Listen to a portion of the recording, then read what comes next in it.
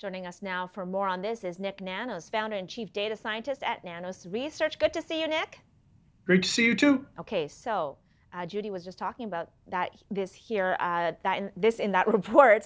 30 out of 38 positions have changed, including 7 entirely new faces. What do you make of the scope of this shakeup? Hey, doesn't that sound like political musical chairs? It's like everyone's changing chairs, like one to the left or one to the right. Uh, what I really focused on was the 7 new or rookie cabinet ministers. And what's interesting is that obviously this is an attempt by the Trudeau Liberal government to put a new face and to kind of renew things. But we also have to remember that when someone is a rookie cabinet minister, they do not have the same type of experience. They might be making mistakes, and there's a political risk that comes with so many new rookie cabinet ministers at 7. And I'm sure that if you're Pierre Poilievre and the Conservatives, this group of 7 is probably going to be the prime target that the Conservatives are probably going to hope that they make some sort of political misstep. Because the thing is small mistakes can have a big impact. And for the Liberals, the stakes cannot be higher right now because, right now in the Nanos tracking, they're trailing the Conservatives. The Conservatives are in minority government territory, and the Liberals are probably desperate to change the trend line, which is working against them. I'm not sure, Lois, whether this is enough right now. Yeah, and talk to us a little bit more about what your polling has been showing in terms of how sizable that gap is and whether or not you think that Canadians are going to respond to this kind of change. Well, right now in the Nanos tracking, the Conservatives have at least a 6-point advantage over the Liberals. That, the 36, 35, 29, that 6-point advantage is very similar to the advantage that Stephen Harper had when he won a number of minority governments.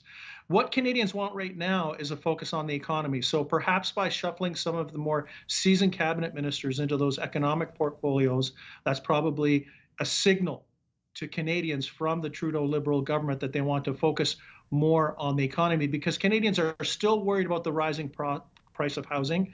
They're still trying to pay for the grocery bills, and they want to hear and they want action on those issues. So I think this is an attempt to redeploy some talent on some of those heavy lifting economic files. But the thing is the Liberals are trailing right now.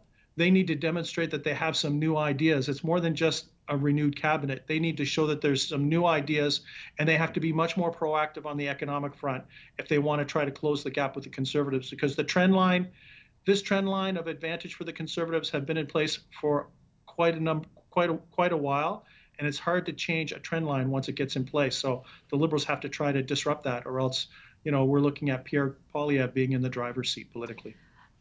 You were mentioning what happens when new rookies come in and they take on portfolios that they may not have been so familiar with before. There might be some missteps. What about the old guard? What about those who have stayed on? And what message Trudeau is sending by keeping people like Chrystia Freeland and François-Philippe Champagne in place?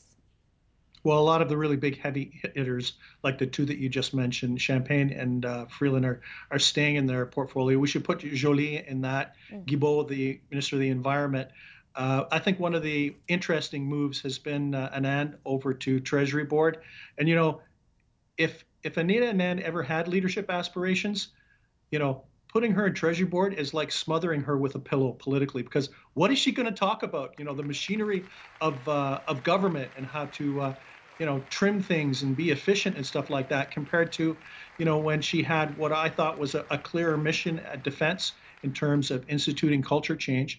And by all accounts, it looks like she was doing a pretty good job at defense. So shifting her over to Treasury Board basically diminishes her political profile, especially when it comes to things that are a little more aspirational, because she's going to be focused on the machinery of government, not necessarily on policy vision.